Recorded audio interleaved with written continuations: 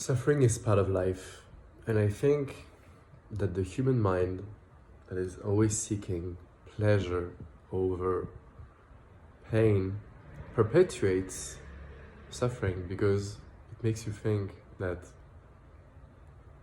you will never ever experience any suffering, and that when you will not experience any suffering, you will feel good. But it's not true, actually. And if you just take the example of Jesus, for example, do you think Jesus didn't suffer?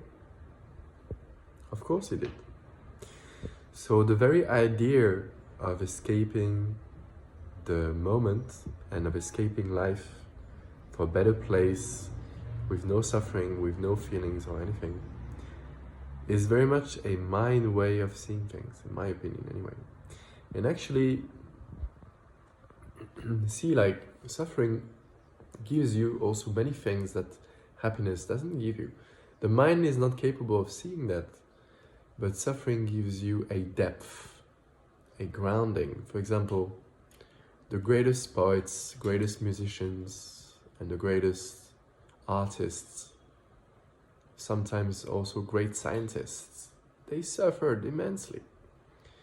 And yet, their intelligence was huge, and it blossomed into art, music, poetry, many things. So, does that mean we need to suffer to be? No, of course not. That's not what I'm saying. I'm saying there's an intelligence to suffering too. There's a depth to suffering, at least.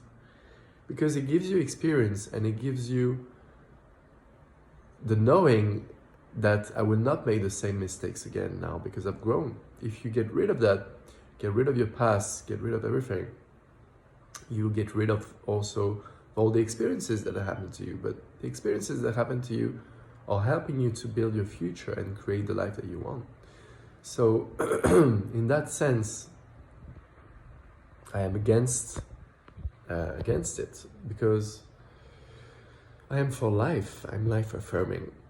And most religions and forms of philosophies are against life and promise people that you will be better, in a better place when you do enough karma or purify your soul or whatever, meditate enough. And that's beautiful. I love meditation. That's not the problem. What I'm saying is that there's a false hope in that in itself perpetuates suffering and prevents you from seeing that actually everything is complete right now, including your suffering. And by including your suffering right now, you transcend it. That's the paradox. And if you don't want it, if you want to get rid of it, it stays. It's very paradoxical. It's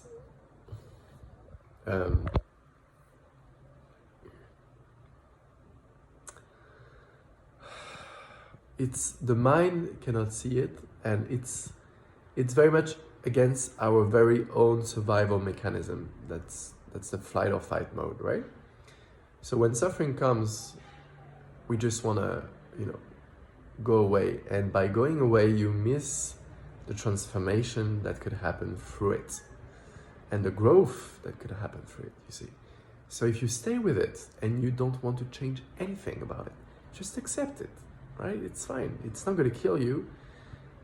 Nobody dies from suffering, emotional suffering at least, or any other type, psychological or physical, anything. I mean, physical sometimes.